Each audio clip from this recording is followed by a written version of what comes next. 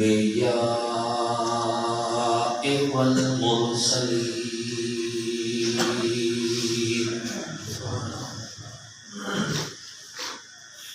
وعلى آله وأصحابه أجمعين.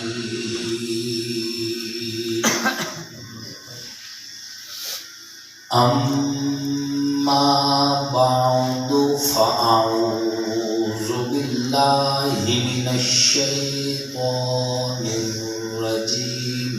بسم الله الرحمن الرحيم.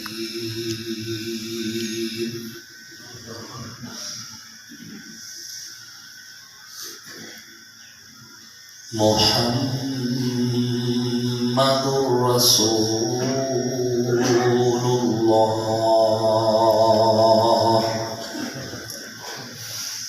والذين معه أشداء على الكفار رحماء بينهم تراهم ركعا سجدا يبتغون فضلا من الله ورضوانا.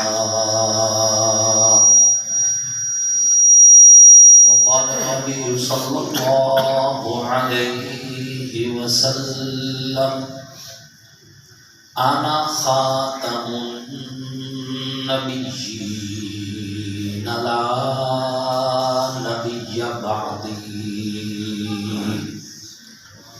صدق الله وصدق رسوله النبي الكريم ونحن على ذلك لمن الشاهدين والشاكرين والحمد لله رب العالمين.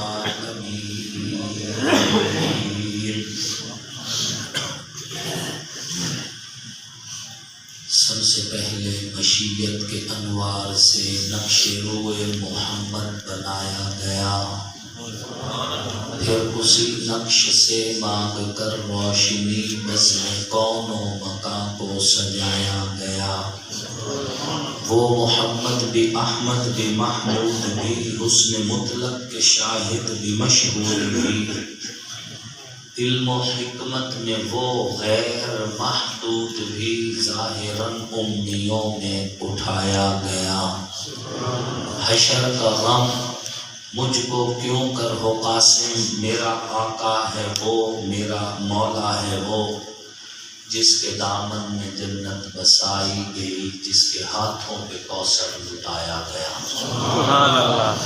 واجب صد تکریم دوستوں، بزرگوں اور ساتھیوں، اللہ اور اس کے آخری پیغمبر حضرت محمد مصطفیٰ علیہ الصلوۃ والتسلیم کی نبوت ختم نبوت پر ایمان رکھنے والے، توحید و سنت کے علم برداروں، صحابہ کے غلاموں، اہل بیت کے حقداروں، آپ سب لوگ اور ہم اللہ کے فضل و کرم سے اللہ کے گھر میں جامع مسجد مبارک میں ایک عظیم فریضہ نماز جمعہ کی ادائیگی کے لیے اکٹھے ہیں۔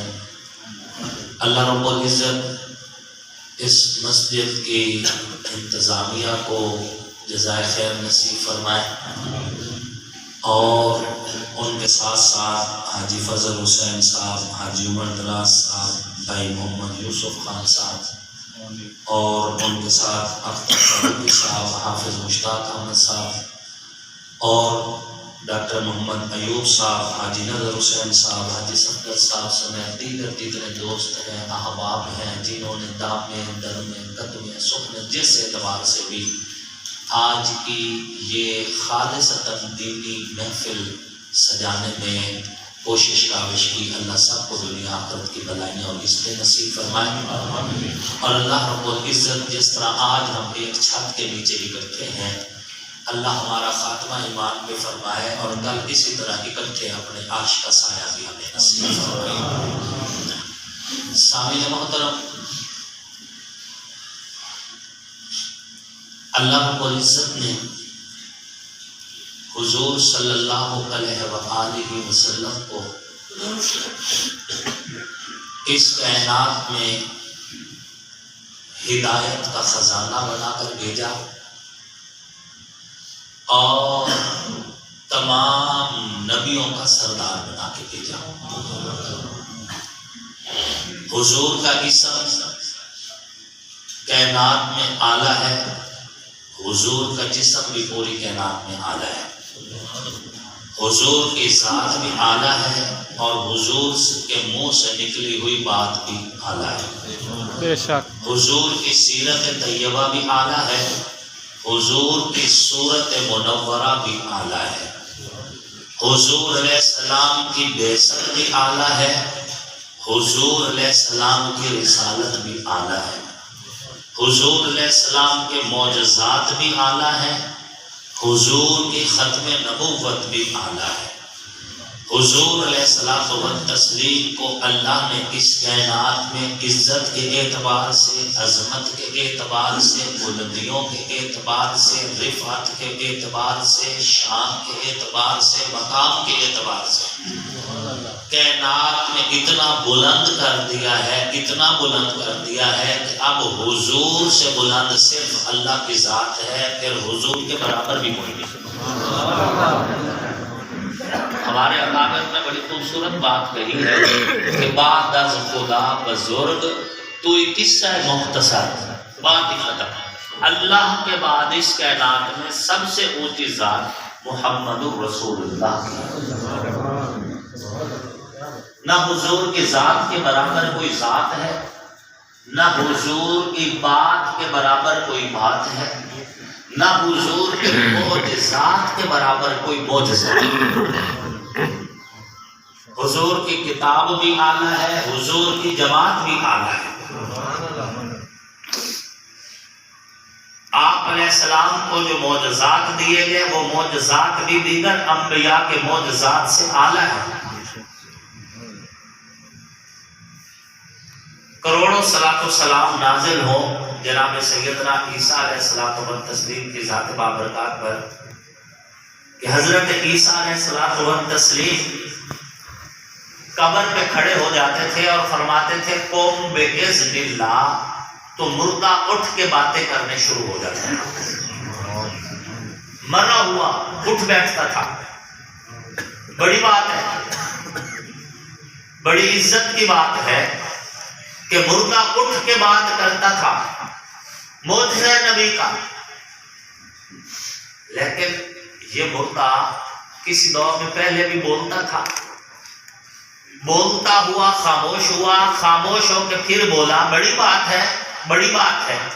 لیکن اربوں خربوں صلاۃ و سلام ہو آمنہ کے در یتیم پر، نبیوں کے امام پر، رسولوں کے سالار پر، پیغمبروں کے سلطان پر، سید الاولین پر، سید الآخرین پر، تاجدار ختم نبوت پر، سبحان کہ اللہ، حضور کے حکم پہ وہ بولتا ہے جو پہلے بولتا ہی نہیں تھا۔ سبحان اللہ۔ آپ مجھے خود بتائیں، بھلا کبھی پتھر بھی بولے؟ نہیں، مرا ہوا انسان بول رہا ہے تو زبان منہ میں لے کے مرا تھا نا۔ بے شک معجزہ حضرت عیسیٰ کا، لیکن حضور علیہ السلام کے کیا کہنے کہ حضور کے حکم پہ وہ بول رہا ہے جو پہلے بولتا ہی نہیں تھا۔ سبحان اللہ، پتھر بولا، پتھر، ماشاء اللہ۔ پتھر بولا۔ ابو جہل کی مٹھی میں ہو کے پھر بھی نبی کا کلمہ پڑھ دیا۔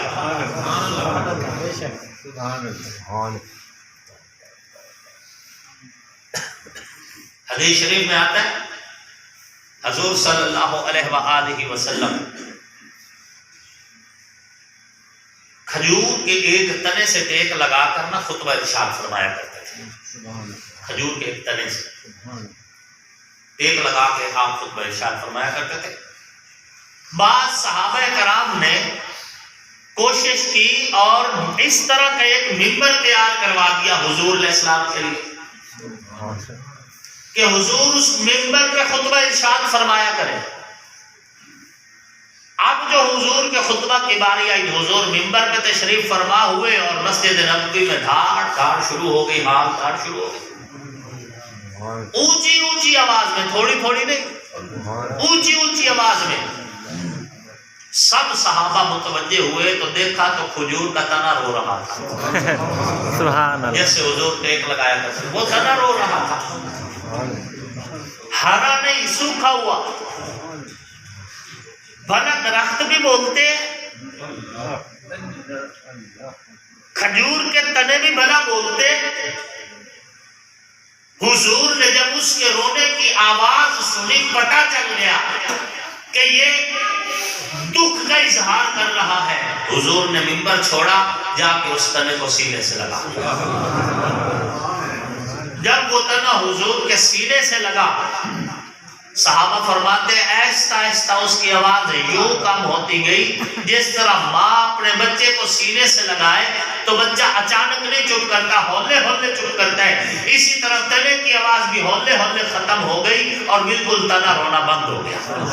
سبحان اللہ، بے شک کمال ہے معجزہ حضرت عیسیٰ کا کہ قبر سے مردہ اٹھ کے بات کر رہا ہے، لیکن یہ مردہ بولتا ہوا سویا تھا، سو کے اٹھے بات کر رہا ہے، لیکن جو نبی کے حکم پہ بول رہا ہے، بھلا کبھی تنا بھی بولتے ہیں، بھلا کبھی درخت بھی بولتے ہیں، بھلا کبھی پتھر بھی بولتے ہیں۔ حضور علیہ السلام کی حدیث ہے، بخاری شریف کی روایت ہے، حضور نے فرمایا میں ان پتھروں کو جانتا ہوں، بچپن میں ان کے پاس سے گزرتا تھا تو پتھر مجھے سلام کیا کرتے تھے۔ حضور فرمایا،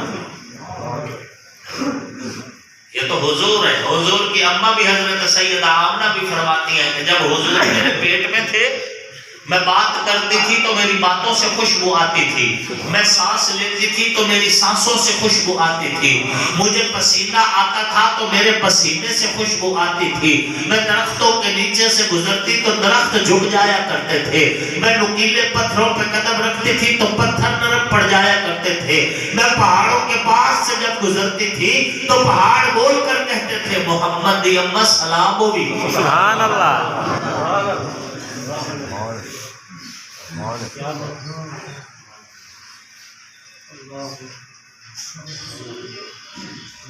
صحابہ اکرام رضوان اللہ تعالی علیہ وسلم فرماتے ہیں، حضرت انس رضی اللہ تعالیٰ عنہ فرماتے ہیں ایک مرتبہ حضور صلی اللہ علیہ وآلہ وسلم اکیلے تشریف فرما تھے، ہم آئے اور ہم حضور کے پاس بیٹھ گئے، کچھ دیر میں حضرت ابوبکر، حضرت عمر، حضرت عثمان بھی آ گئے رضی اللہ تعالیٰ عنہ مجمعین، وہ بھی بیٹھ گئے۔ حضور کے سامنے 7 کنکریاں پڑی تھی، بین یدی رسول اللہ ہے، سب و حسیات، حضور کے سامنے 7 کنکریاں پڑی تھی۔ آپ علیہ السلام نے فَأَخَذَهُنَّ فَوَضَعَهُنَّ فِي يَدِهِ، ان کو کنکریوں کو اٹھایا اور یوں اپنی مٹھی میں بند کیا، فَسَبَّحْنَا، تو کنکریوں نے کلمہ پڑھنا شروع کر، حضور نے وہ کنکریاں نیچے رکھ دی، فَخَرَسْنَا، وہ خاموش ہو گئی، سمت ناولہنا، حضور نے کنکریاں پھر اٹھائیں، فوازعہن فی ید ابی بکر، پھر حضور نے وہ کنکریاں ابو بکر کے ہاتھ پہ رکھی، فسبحنا، کنکریوں نے پھر کلمہ پڑھنا شروع کر، حضور نے کنکر اٹھائے زمین پہ رکھے، خاموش ہو گئے، سمت ناولہن، حضور نے کنکر پھر اٹھائے، فوازعہن فی ید عمر، پھر حضرت عمر کے ہاتھ پہ رکھا، فسبحنا، انہوں نے پھر کلمہ پڑھنا شروع کر، حضور علیہ السلام نے اٹھا کے زمین پہ رکھے، کنکر خاموش ہو گئے، تیسری بار پھر حضور نے وہ کنکر اٹھائے، فوازعہن فی ید عثمان، اس بار کنکر حضرت عثمان کے ہاتھوں پہ رکھے، فسبحنا، کنکر نے پھر کلمہ پڑھنا شروع کیا، حضور نے کنکر زمین پہ رکھے، کنکر خاموش ہو گئے، حضرت انس رضی اللہ تعالیٰ عنہ فرماتے ہیں فَسَيَّرَهُنَّ فِي أَيْدِينَا رَجُلًا رَجُلًا، حضور نے وہ کنکر باری باری دیگر صحابہ کے ہاتھوں پر بھی رکھے، فَمَا سَبَّحَتْ عَصَاكُم مِّنْهُنَّ، لیکن ہمارے ہاتھوں پر ان کنکروں نے کلمہ نہیں پڑھا۔ تب حضور نے فرمایا حاضر خلافت و نبوت، یہ نبی کے خلیفہ ہونے کی نشانی ہے، جو میرے بعد میرے خلیفہ بننے ہیں کنکر انہی کے ہاتھ میں کلمہ پڑھ رہے۔ حضور کے حکم پر، اشارے پر، چاہت پر کنکر کلمہ پڑھتا ہے، پتھر کلمہ پڑھتا ہے، پہاڑ کلمہ پڑھتے ہیں، یہاں تک کہ کھجور کا تنا کلمہ پڑھتا ہے۔ یہ نبی ہے اور نبیوں کا نبی ہے، اور اللہ کا شکر ہے جس کا ہم کلمہ پڑھتے ہیں وہ نبی ہے۔ سبحان اللہ۔ روایات میں آتا ہے ایک دیہاتی بندہ حضور علیہ الصلوۃ والتسلیم کے پاس آیا اور آ کر کہنے لگا کہ آپ اللہ کے نبی ہیں؟ حضور نے فرمایا بالکل میں اللہ کا نبی ہوں۔ کہنے لگا میں تو تب مانوں جب یہ گو گواہی دے۔ آستین سے گو نکالی زمین پہ اچھال دی، کہا یہ گو گواہی دے۔ گو زندہ نہیں تھی، مری ہوئی تھی، صرف مری ہوئی بھی نہیں تھی، بھنی ہوئی بھی تھی، جلی ہوئی تھی، زمین پہ اچھال دی۔ حضور نے اس کی طرف دیکھا، گو کی طرف فرمایا یا رب اے گو۔ مری ہوئی گو نے آنکھ کھولی، سر اٹھایا، سینہ تانا، کہتی ہے لبیک و سعدیک یا زین ما وافا یوم القیامہ، اے قیامت والے دن کو خوبصورت بنانے والی ذات میں حاضر ہوں، میری خوش قسمتی آپ نے مجھے آواز دی یا رسول اللہ میں حاضر ہوں۔ سبحان اللہ۔ مری ہوئی گو بول پڑی۔ حضور نے پوچھا لمن تعبد، اے گو تو کس کی عبادت کرتی ہے؟ اس نے کہا الذی فی السماء عرشہ وفی البحر سبیلہ وفی الارض سلطانہ، میں اس کی عبادت کرتی ہوں آسمانوں میں جس کا عرش ہے، سمندر میں جس کے راستے ہیں، اور زمین پر جس کی بادشاہت ہے۔ حضور علیہ السلام نے پوچھا اعرفت من انا، کیا تو پہچانتی ہے میں کون ہوں؟ اس نے کہا انت محمد رسول اللہ، آپ محمد ہیں، آپ اللہ کے رسول ہیں۔ حضور نے پھر پوچھا اعرفت من انا، کیا پہچانتی ہے میں کون ہوں؟ اس نے کہا انت محمد رسول اللہ وخاتم النبیین، آپ اللہ کے رسول بھی ہیں اور آپ خاتم النبیین بھی ہیں۔ کون مقابلہ کرے میرے پاک پیغمبر کا؟ مقابلہ تو اس سے کیا جائے جس کے برابر کوئی ہو، اور جس کے برابر نہ عرش پہ کوئی بنایا گیا ہو، نہ فرش پہ کوئی اتارا گیا ہو، نہ کائنات میں اولین میں ہو، نہ آخرین میں ہو، وہ کیسے حضور کا مقابلہ کر سکتے ہیں؟ ہمارا عقیدہ ہے اللہ کے بعد اس کائنات میں سب سے اونچی ذات محمد الرسول اللہ کی ہے، اور محمد الرسول اللہ کے برابر بھی کوئی نہیں، حضور کے برگا بھی کوئی نہیں۔ معراج کی رات شب اسرا تمام نبی صف میں، تمام نبی صف میں، ہر نبی کا اپنا مقام ہے۔ خلیل اللہ بھی صف میں، ذبیح اللہ بھی صف میں، کلیم اللہ بھی صف میں، روح اللہ بھی صف میں، نبی اللہ بھی صف میں، تمام نبی صف میں ہیں، لیکن حضور مصلی امامت پہ ہے۔ حضور مصلی اور امام سب سے آگے ہوتا ہے، امام کے برابر بھی کوئی نہیں ہوتا اور امام سے آگے بھی کوئی نہیں ہوتا۔ تمام نبیوں کو صف پہ کھڑا کر کے، حضور کو مصلی امامت پہ کھڑا کر کے، معراج کی رات بھی اللہ نے بتا دیا تھا یہ نبیوں کا امام ہے، اس سے آگے بھی کوئی نہیں، اس کے برابر بھی کوئی نہیں۔ اتنی وضاحت کے بعد بھلا کوئی یہ سوچ سکتا ہے کہ میں حضور کے ورگا ہوں یا میں حضور کے جیسا ہوں؟ ایسی کوئی بات نہیں۔ کبھی بھی یہ دعویٰ نہیں کیا جا سکتا کہ ہم حضور کے جیسے ہیں، ممکن ہی نہیں۔ اور کیسے ہو سکتے ہیں؟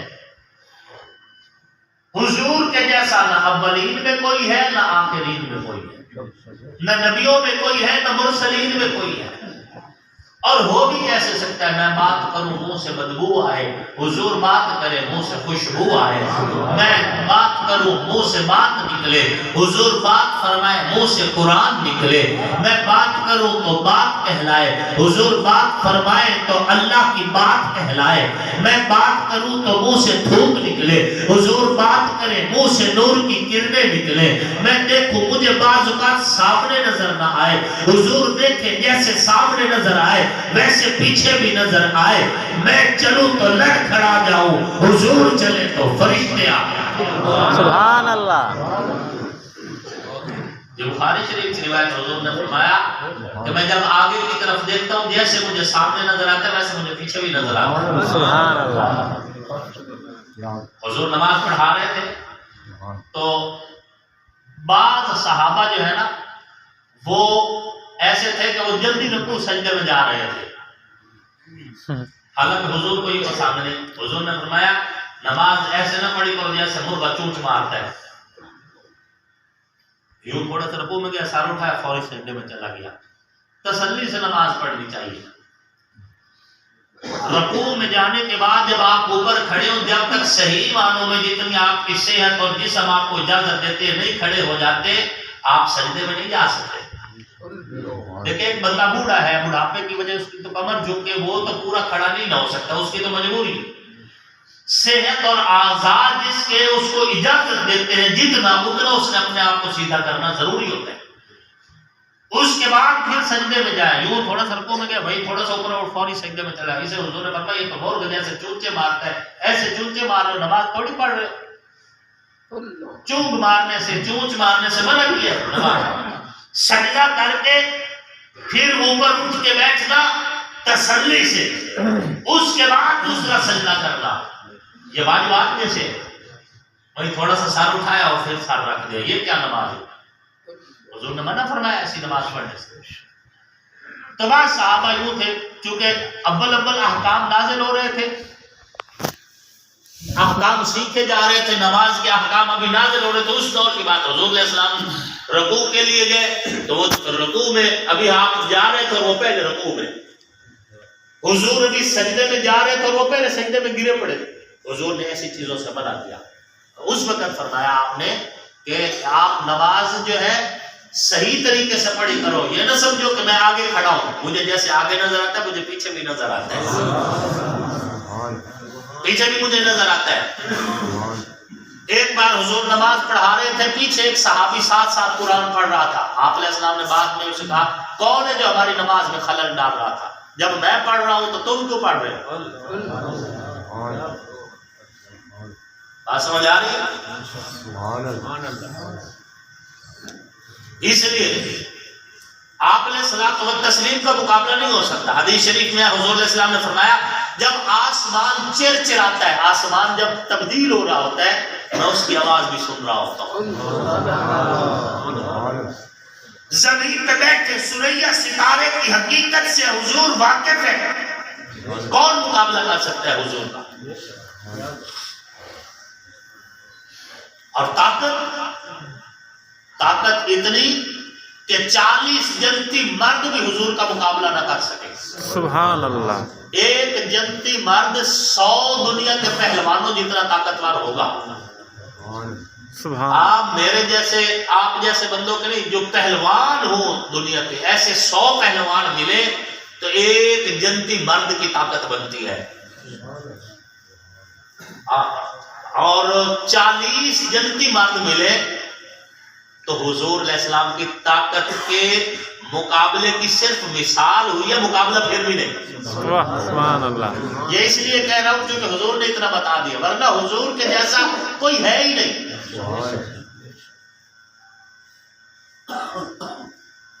حضور صلی اللہ علیہ وآلہ وسلم کی ذات بابرکت کون ہے حضور کے جیسا؟ حضور علیہ السلام جب چلتے تھے تو صحابہ کرام ساتھ چلتے تھے. حضور نے فرمایا خلو ظاہری للملائکہ، صحابہ میرے پیچھے تھوڑی جگہ خالی رکھی کرو کیونکہ فرشتے میرے ساتھ چلتے ہیں. سبحان اللہ. ہے نا، ہم چلیں تو لڑکھڑا جائیں، حضور چلیں تو فرشتے آ جائیں. میں اس حدیث کے حوالے سے کہہ رہا ہوں. لفظوں کو میں نہیں جوڑا کرتا کہ لفظ جوڑ کے بنا لیے، نہیں، ہر لفظ کے پیچھے حدیث ہے یا قرآن کی آیت ہے. میں گلی سے گزر جاؤں پتہ ہی نہ چلے، حضور گلی سے گزر کر تشریف لے کے چلے جائیں، بعد میں آنے والوں کو گلی کی خوشبو خبریں دے کہ یہاں سے محمد گزرے تھے صلی اللہ علیہ وسلم. ابو جہل اس امت کا فرعون ہے. ابو جہل کا بیٹا حضرت اکرمہ رضی اللہ عنہ صحابی رسول ہے. رب کی مرضی، سبحان اللہ. رب کی مرضی، رب جس کو چاہے آپ دیکھیں نا حضرت ابراہیم علیہ السلام نبی ہے اور باپ ان کا مسلمان نہیں تھا. حضرت نوح علیہ السلام نبی ہے اور بیٹا ان کا مسلمان نہیں تھا. یہ رب کی مرضی. یہ رب کی مرضی. اب کبھی کسی نے حضرت نوح کو تانا دیا واہ ایک کیڑا نبی ہے پوتر نو نہ مسلمان کر سکے, یہ کبھی کہا نہیں. کسی نے ایسی بات کی اتنی کہے گا چلا جائے گا. ختم پچھلے عمل بھی ختم. کبھی کسی نے حضرت نوح کو اس کے بیٹے کی وجہ سے تانا نہیں دیا. نہیں نہ دیا. نہیں دیا. کیوں؟ لا تزر وازرۃ وزر اخرى. قرآن کہتے ہیں کوئی دوسرے کا بوجھ نہیں اٹھائے گا. باپ بیٹے کے لیے جواب دے نہیں ہوگا, بیٹا باپ کے لیے جواب دے نہیں ہوگا. کبھی کسی نے حضرت ابراہیم علیہ السلام سے کہا کہ جی حضرت ابراہیم علیہ السلام نبی تھے لیکن اپنے باپ کو مسلمان نہیں کر سکے, کہا ہے کبھی؟ نہیں. مرضی اللہ کی. اللہ نے حضور سے کہا انک لا تہدی من احببت. محبوب آپ صرف تبلیغ کریں, ہدایت دینا میری ذمہ داری ہے. جس کو چاہوں گا دے دوں گا, جس کو چاہوں گا نہیں دوں گا, میری مرضی. اس کے حوصلے اور رب کا ایک عملہ ہے, نظام. موسیٰ کلیم جیسا عظیم پیغمبر جان بچانے کے لیے سمندروں میں سے دریاؤں میں سے راستے تلاش کر رہے, اور اللہ کا باقی فرعون جو ہے وہ الٹا اس کے پیچھے بھاگ رہا ہے. موسیٰ کلیم جیسے حضرت یوسف علیہ السلام جیسا پیغمبر جیل کے اندر ہے اور رب خاموشی سے دیکھ رہا. نبیوں کے امام طائف کی وادی میں پتھر کھا رہے اور وہ حوصلے سے دیکھ رہا ہے, اس کی مرضی. کرب و بلا کی دھرتی پر علی کا خون, فاطمہ کا خون, نبی کی اولاد ذبح ہو رہی ہے, حسین قربان ہو رہے ہیں اور وہ دیکھ رہا ہے, اس کی مرضی. سبحان اللہ. حوصلے اس کے. یہ جہان ہے, اس میں ترتیب اس کی ہے, اس کی مرضی ہے, ہماری کوئی مرضی نہیں ہے. ہم تو اس کے فیصلوں پہ راضی رہیں گے تو تب ہی بات بنے گی کہ رضینا باللہ ربا وبالاسلام دینا وبمحمد نبیا. اے اللہ بطور رب تجھ پر راضی, بطور نبی حضور پر راضی, بطور دین اسلام پر راضی ہے. بس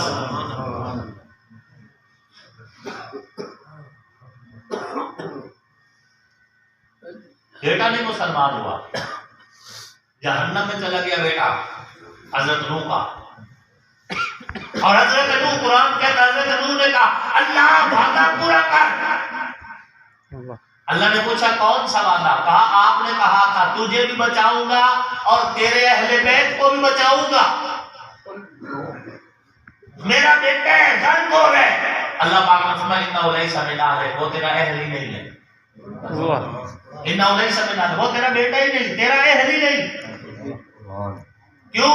انہ عمل غیر صالح, اس کے عمل تیرے عملوں سے نہیں ملتے, وہ تیرے آل میں سے خارج ہو گئے. عمل نہیں ملتا, اس کے عمل نہیں ملتے تیرے عمل سے, وہ تیرے اہل میں سے نہیں ہے. بیٹے کی وجہ سے باپ کے اوپر انگلی نہیں اٹھائی جا سکتی. باپ کا اپنا معاملہ, بیٹے کا اپنا معاملہ. اور یہی موقف ہے ہمارا اہل سنت والجماعت کا. حضور علیہ الصلوۃ والتسلیم کے پاس سیدہ طاہرہ بی بی فاطمہ الزہرا سلام اللہ علیہا آئی اور فرمایا ابا جان ان دو شہزادوں کے لیے وصیت فرما دے, حضرت امام حسن پاک اور امام حسین پاک کے لیے ان کے لیے وصیت فرما دے. حضور نے یوں اشارہ کیا, فرمایا یہاں سے اوپر کا حصہ حسن کو دیتا ہوں اور یہاں سے نچلا حصہ حسین کو دیتا ہوں. اپنے جسم کے دو حصے کر کے اشارہ کیا, یہاں سے اوپر حسن کے لیے اور یہاں سے نیچے حسین کے لیے. اور آپ اگر محدثین کی تحقیق کو پڑھے تو جناب سیدنا امام حسن پاک سلام اللہ علیہ ان کا چہرہ ہو بہو حضور سرور کونین سے ملتا جلتا تھا۔ بعد میں جو لوگ مسلمان ہوئے چونکہ تصویروں کا رواج نہیں تھا تو جب وہ پوچھا کرتے تھے کہ ہم حضور کو دیکھنا چاہتے تھے کہ حضور شکل سے کیسے نظر آتے تھے تو صحابہ کہا کرتے تھے آؤ تمہیں ہم نبی دکھاتے ہیں، جا کے حسن پاک دکھا دیا کرتے تھے، کہا کرتے تھے جیسے حسن ہے ویسا نبی تھا۔ سبحان اللہ۔ صحابہ فرماتے تھے جب ہم نے اپنی دل کی مراد پوری کرنا ہوتی، اپنی پیاس اور طلب مٹانا ہوتی، جب حضور کی یاد ہمیں بہت ستاتی تو ہم حسن کی زیارت کرتے تھے کیونکہ حسن کا چہرہ نبی کے چہرے سے ہو سبحان اللہ۔ اور صحابہ کرام رضوان اللہ تعالی علیہ مجمعین فرماتے ہیں جب ہم سے کوئی پوچھتا تھا کہ حضور چلتے کیسے تھے تو ہم انہیں لے جاتے تھے، حسین کا چلنا دکھاتے تھے، ہم فرماتے تھے حسین ایسے قدم اٹھاتے ہیں جیسے ہمارا نبی قدم اٹھاتا ہے۔ حسین کے قدم نبی کے قدم ہے اور حسن کی زبان نبی کی زبان ہے۔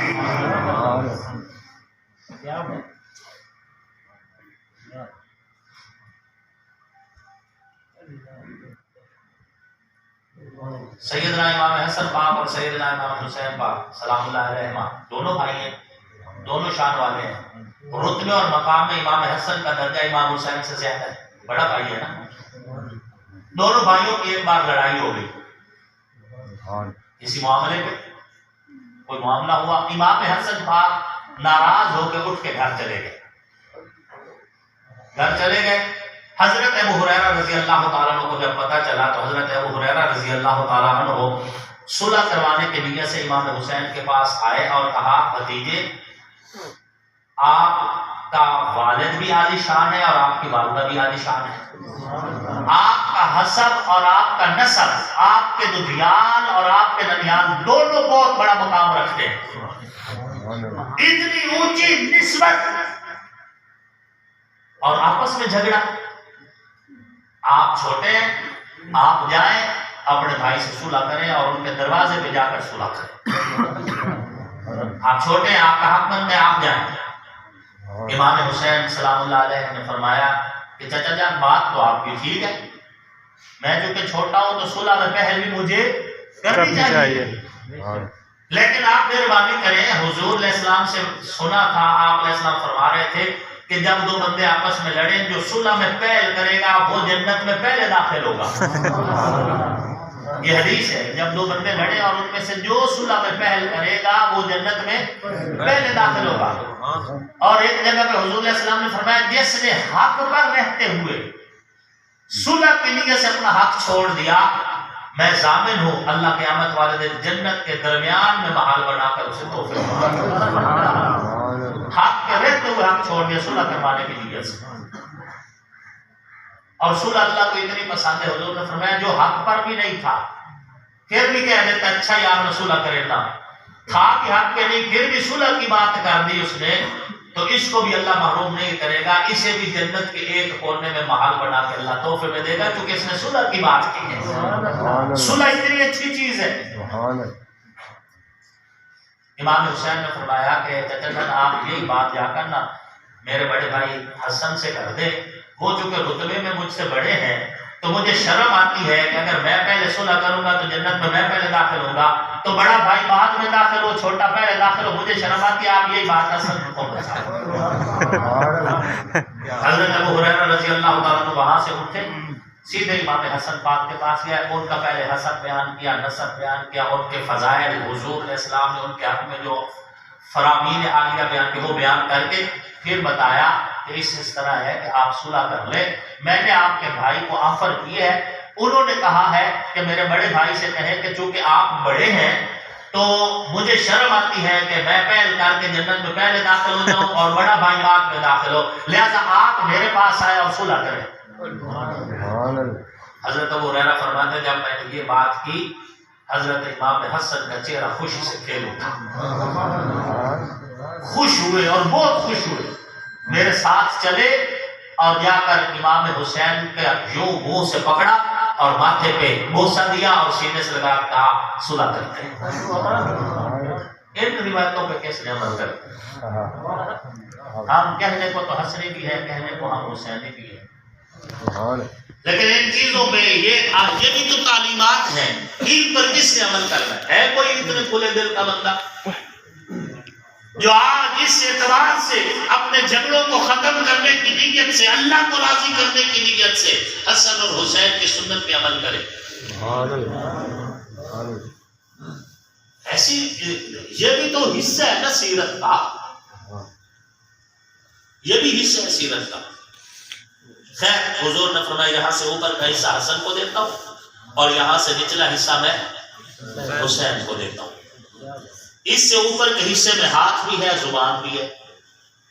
اہل سنت والجماعت کا موقف یہ ہے کہ امام حسن پاک نے جو ہاتھ امیر معاویہ کے ہاتھ پر رکھ کے صلح کی، ہم حسن کے ہاتھ کو بوسہ دے کے امام حسن کی تائید کرتے ہیں۔ جو قدم امام حسین کا یزید کے خلاف اٹھا، ہم حسین کے قدم پہ بوسہ کر کے یزید کے خلاف نکلتے ہیں۔ بات سمجھ آ رہی ہے؟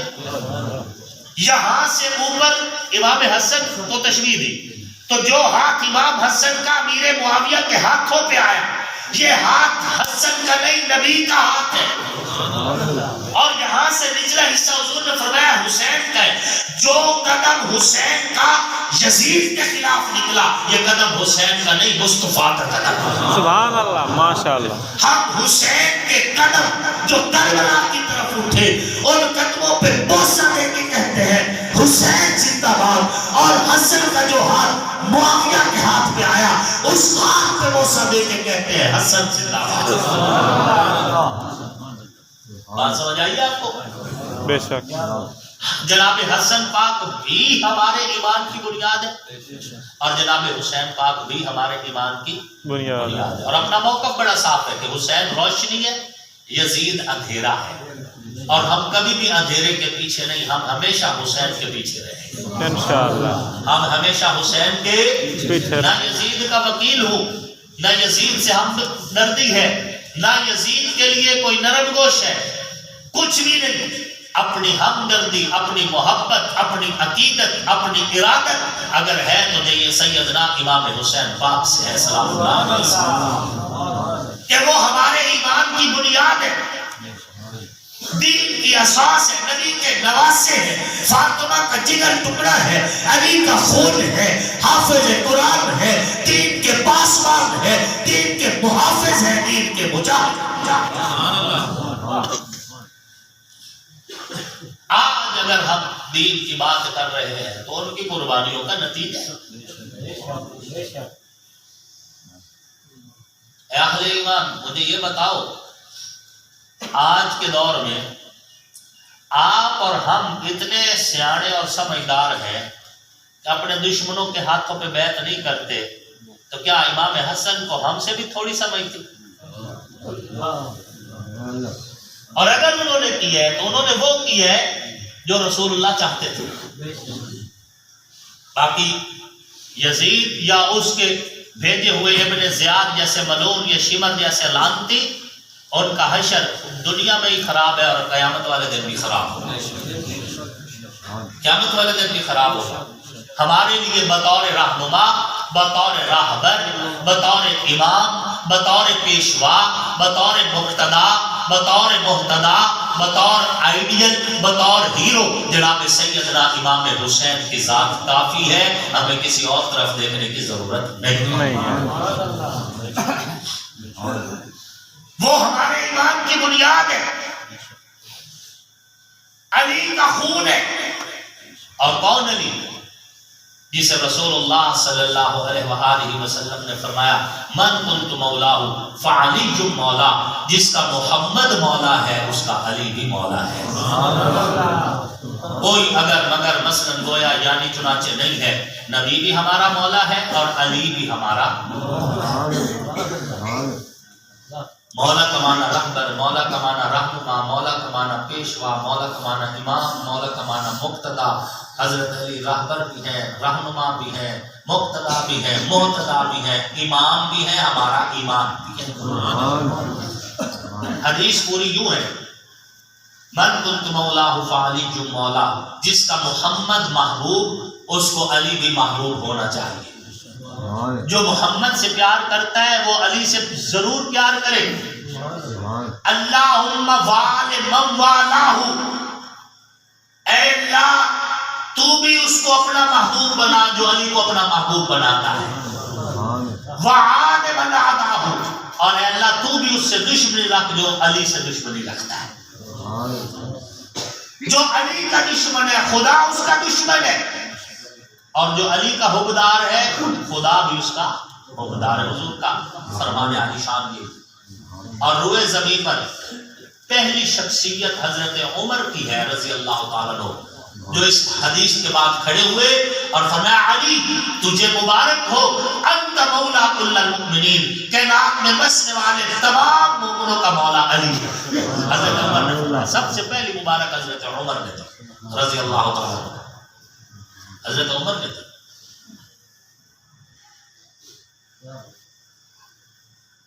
صحابہ کرام رضوان اللہ تعالی علیہم اجمعین، اہل بیت نظام سلام اللہ علیہم اجمعین، دونوں ہمارے ایمان کی بنیاد ہیں، اور یہی ہمیں بتایا، سکھایا، لکھایا اور پڑھایا گیا ہے کہ نبی کے دار والوں کی بھی عزت کرتے رہنا اور نبی کے گھر والوں کی عزت بھی کرتے رہنا، نبی کے یارانے کا احترام بھی کرتے رہنا اور نبی کے گھرانے کا احترام بھی کرتے رہنا۔ جو نبی کے بستر پہ سویا وہ علی بھی پاک ہے، جس کی گود نبی کے لیے بستر بنی وہ ابو بکر بھی پاک ہے۔ سبحان اللہ۔ ہجرت کی رات نبی نے جس کو اپنی امانتیں دی وہ علی کی شان والا ہے، اور ہجرت کی رات اللہ نے جس کو اپنی امانت دی وہ ابو بکر بھی شان والا ہے۔ جو نبی کی چادر تطہیر کے نیچے آئے وہ بھی شان والے ہیں، جو نبی کے گنبد خضرا کے سائے میں آئے وہ بھی شان والے ہیں، جن کے گھر حضور داماد بن کر گئے وہ بھی شان والے ہیں، جو حضور کے گھر داماد بن کر آئے وہ بھی شان والے ہیں۔ نبی کی ہر نسبت کو سلام عقیدت پیش کرتے ہیں۔ یہی فکر اہل سنت ہے، یہی فکر مبارک شاہ ہے، یہی فکر ہمارے اکابر کی، یہی فکر اور یہی سوچ ہے جو ہمیں 8 سال مدرسہ جامعہ خالد بن ولید میں پڑھائے گی۔ اے اہل ایمان، اللہ کا شکر ادا کرو کہ تمہارا یقین ہے کہ اللہ وحدہ لا شریک ہے۔ اللہ کا شکر ادا کرو کہ حضور کی ختم نبوت پر یقین ہے۔ اللہ کا شکر ادا کرو کہ تم حضور کے یارانے کا احترام کرتے ہو۔ اللہ کا شکر ادا کرو کہ تم حضور کے گھرانے کا احترام کرتے ہو۔ اللہ کا شکر ادا کرو کہ تم اہل اللہ اولیاء اللہ کا ادب کرتے ہو۔ حضرت پیر صاحب مبارک علی شاہ بغدادی رحمت اللہ علیہ ہمارے قریب کے بزرگوں میں سے اور انتہائی عظیم بزرگ اور قرآن سے محبت کرنے والی ہستی، قرآن سے محبت کرنے والی۔ میرے تو والد محترم مولانا سیال شہید رحمت اللہ علیہ انہی کے پاس حافظ بنے، اور الحمدللہ آج ہمارے جھولی میں جو قرآن و حدیث کی دولت ہے اس کا ابتدائی بوٹا جو ہے وہ حضرت پیر مبارک علی شاہ صاحب بغدادی رحمت اللہ علیہ کا لگایا ہوا ہے۔ آج کے دور میں میں کہتا ہوں کہ یہ حضرت پیر مبارک علی شاہ صاحب رحمت اللہ علیہ کی زندہ کرامت ہے کہ ان کے بیٹوں میں سے کوئی پوپڑی نہیں، ان کی اولاد میں سے کوئی پوتی نہیں، ان کی اولاد میں سے کسی کے پاس 500-600 گھوڑا نہیں بندہ کھڑا، ان کی اولاد کے ہاتھ میں آج بھی قرآن ہے، حدیث ہے، جہاں بیٹھتے ہیں قرآن سناتے ہیں، قرآن کے لیے بات کرتے ہیں، قرآن کی آواز لگاتے ہیں، حدیث سناتے ہیں۔ کسی نے، حضور نے تو منع فرمایا، مجھے نہیں سمجھ آ رہی کیوں نہیں کسی کے پاس یہ حدیث پہنچی۔ حضور نے فرمایا جس نے فخر کے لیے گھوڑے رکھے، فخر کرنے کے لیے گھوڑے رکھے، اس نے تو اپنی جہنم کی تیاری کر لی۔ حدیث کا مفہوم، اس نے تو اپنے لیے آخرت تباہ کر لی فخر کرنے کے لیے گھوڑے رکھے۔ گھوڑے رکھنے کی اجازت یا جہاد کی نیت سے یا پھر سواری کی نیت سے آپ گھوڑا رکھ سکتے ہیں. سواری کرنے کے لیے آپ گھوڑا رکھیں، بڑی اچھی بات ہے، برکت والا جانور ہے. آپ جہاد کی نیت سے گھوڑا رکھیں، بڑی اچھی بات ہے. اس کے علاوہ ناچ ڈانس گانا نیزہ بازی، اس کے لیے 500 700 گھوڑا رکھنا یہ اولیاء کی تعلیمات نہیں ہے. یہ اولیاء چنگے ککڑ رکھنا 10 لاکھ دے ککڑ 20 لاکھ دے ککڑ جی. ہاں جی تے موڑا سی سمجھنا بھی ساڈی بزرگ انجے کھائے نے جی چ ککڑ پہ دے تے بندے پر تے بزرگ بھی ساڈی کہہ بولی کتے رکھ لمنے لڑاون واسطے تے موڑا کھڑا جی اسی بزرگ انجے ہیں سان بزرگ بھی بنو دے تے کتے بھی بندے پہ. الحمدللہ ہماری جو محبت جن بزرگوں سے وابستہ ہے وہ بزرگ قرآن اور حدیث والے ہیں، اور یہ ان کی کرامت ہے. حضرت پیر سید مبارک علی شاہ صاحب بغدادی رحمت اللہ علیہ کی یہ کرامت ہے کہ ان کی اولاد کے ہاتھ میں بھی اللہ کے فضل سے آج قرآن ہے، حدیث ہے، نبی کا فرمان ہے. اللہ رب العزت ان سمیت ہمارے جتنے بھی اکابر ہیں، اسلاف ہیں جو اس دنیا سے رخصت ہو گئے، دین کی خدمت کرتے رخصت ہوئے یا اللہ کی راہ میں مارے گئے، شہید کر دیے گئے، جس قدر بھی جو دین کی خدمت کے لیے استعمال ہوئے، اللہ سب کی کامل بخشش فرمائے، ان کے فیض کو عام فرمائے، ان کی تعلیمات کو عام فرمائے، ہمیں ان کے نقش قدم پہ چلنے کی توفیق نصیب فرمائے. اس مسجد کو قیامت کی صبح تک اللہ رب العزت جو ہے آباد اور شاد رکھے، اور یہاں سے قرآن اور حدیث کی خوشبو اللہ رب العزت پوری دنیا میں پھیلائے. اللہ رب العزت ہمارے بھائی حاجی عمر دراز صاحب کے والد محترم حاجی شاہ احمد مرحوم کی بخشش فرمائے، ان کی قبر کو منور فرمائے، ان کی روح کو، ان کے جسم کو ہر وہ راحت نصیب فرمائے جس کا اللہ